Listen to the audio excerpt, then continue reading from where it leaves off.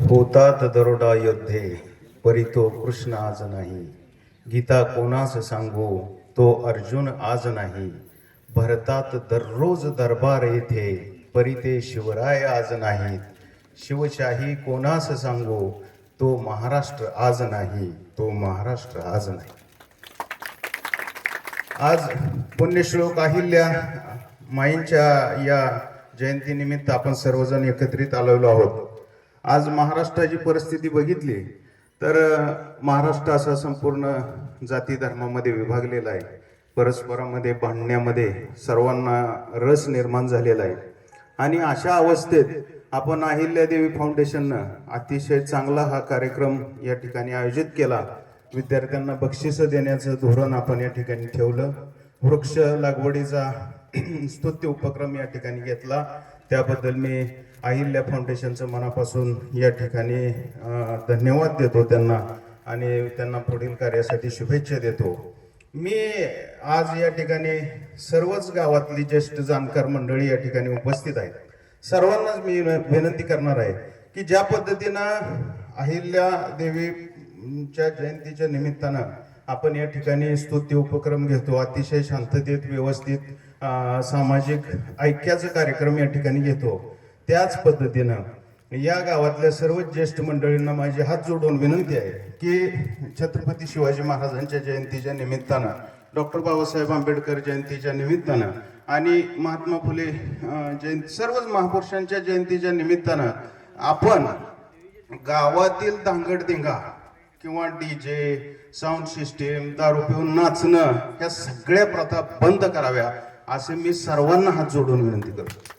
आणि या ठिकाणी आमचे मार्गदर्शक अमर चव्हाण या ठिकाणी उपस्थित आहेत. या ठिकाणी महेंद्रभाऊ शिंदे आहेत, बापूनाना शिंदे आहेत. सर्वांनी मनावर घ्यावं आणि ज्या पद्धतीनं आता अहिल्याबाई होळकर जयंतीच्या निमित्तानं पाठीमागं आपण स्वागत तोडकर सरांचा कार्यक्रम घेतला, अतिशय छान कार्यक्रम झाला. समाजासाठी काहीतरी प्रेरणा, समाजासाठी काहीतरी आदर्श यातून निर्माण व्हावा. आणि आज बघा परिस्थिती कशी निर्माण झाली.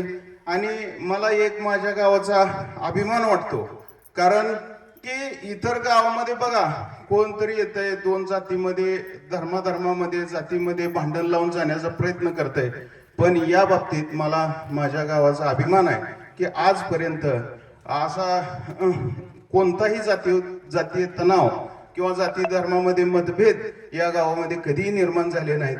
प्रत्येक जाती धर्माचा मनुष्य या ठिकाणी गुण्यागोविंदानं आपल्या कुटुंब, संपूर्ण गाव हे आपलं कुटुंब आहे आणि भावभावाप्रमाणे या मोठ्या गुण्यागोविंदानं या ठिकाणी नांदत आहेत सर्वजण.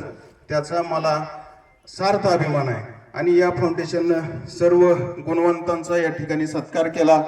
की असं म्हटलं जातं की जो दुसऱ्याचे दोषच पाहतो तो अधम, जो दुसऱ्याचे गुणही पाहतो, दोषही पाहतो तो मध्यम, आणि जो दुसऱ्याचे गुण पाहतो तो उत्तम, जो दुसऱ्याचे गुण पाहून आत्मसात करतो तो सर्वोत्तम.